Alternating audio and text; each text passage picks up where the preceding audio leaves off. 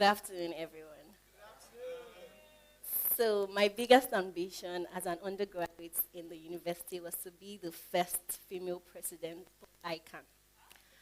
I was an accounting student, and I later on became a chartered accountant, but that ambition was dashed in my final year when Tara Felado came to speak at a conference. And I was so inspired by her story and her journey that all I wanted to be was a makeup artist. So I graduated from school, and the 3-month break we had before NYC started, I started scouting for makeup schools to train as a makeup artist. And thankfully, I found one whose owner was graceful and kind enough to allow me train without making payment, on the basis that when I started NYC, I would pay her in installments from my alawi.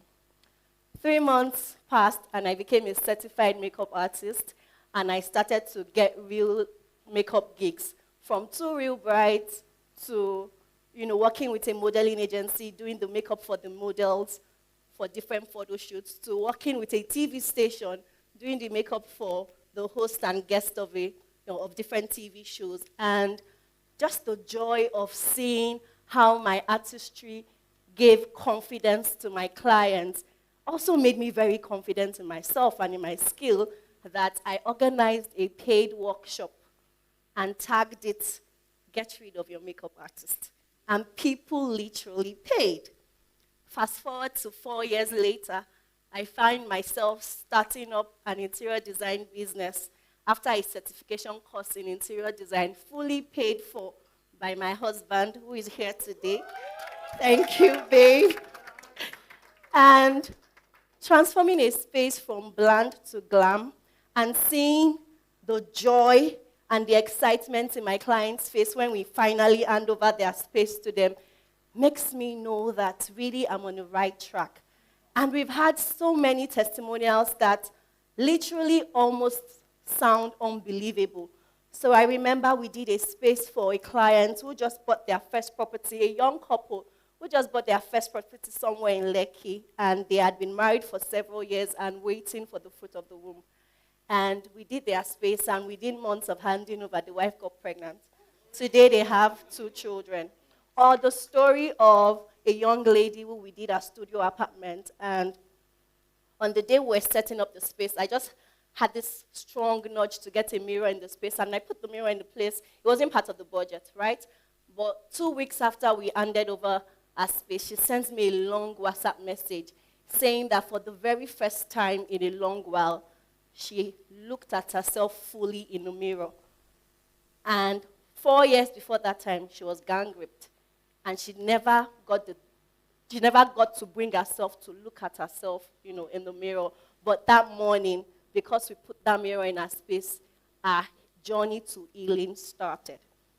Now, testimonials like this, when I look back at my journey, whether I'm designing faces as a makeup artist or I'm designing spaces as an interior designer, I've come to really understand that at the core of what I'm doing, I'm dealing with people, and I am designing lives. And I'm very particular about bringing people to a state of prosperity, which for me is more than just having a lot of money stashed somewhere in an account, but a place of total well-being in your body, in your soul, and in your spirit.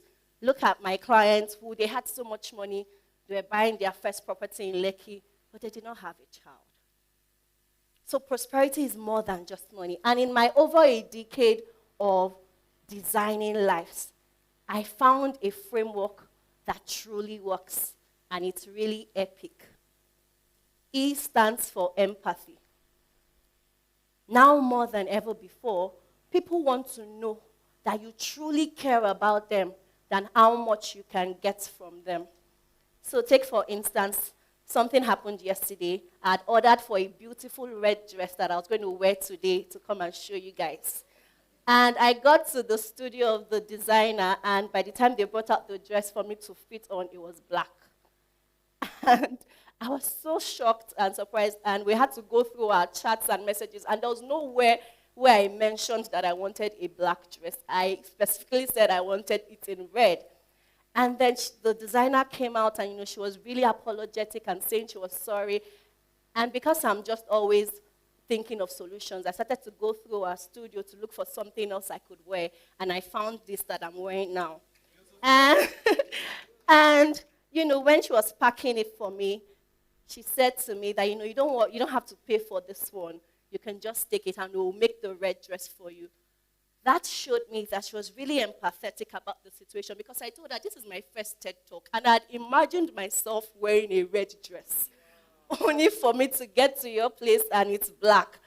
So now I get to have 2 dresses for the price of 1. P stands for presence. Now more than ever before as well, in a world filled with so many distractions, people want to know that you pay attention to them.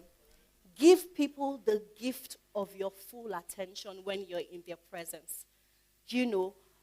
In designing spaces, in designing, whether it's a workspace or a residential space for people, the details in our design is beyond just straight lines and well-colored walls. Is that we pay attention to what the client is saying and not saying, and we infuse that into the design. So a client who has a 3-year-old child, for instance, we know that the room of the children should have soft flooring. The client doesn't need to spell that out, right? So give people the gift of your presence. Pay attention. When you're in presence of people, when you're designing lives, when you're dealing with people, pay attention to what they're saying and what they're not saying. I stands for innovation. Innovation is beyond just doing something new or something that has never been done before. Innovation could simply be taking something old and doing it in a way that is unique to you or to the person you're designing for. Or taking something complex and just simplifying it. We need people to help us simplify the ambiguities of life. So whatever field you find yourself, always look for how you can simplify life for people. And see competence.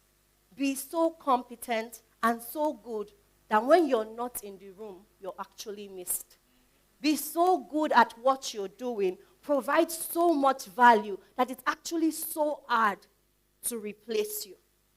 So whatever side of the spectrum you find yourself, whether you're designing faces or designing spaces, somewhere in the middle, you're dealing with people. You're designing lives. And when people encounter you, when people come in contact with your work, with your business, with whatever it is that you're doing, I hope that their experience will be truly epic. Thank you.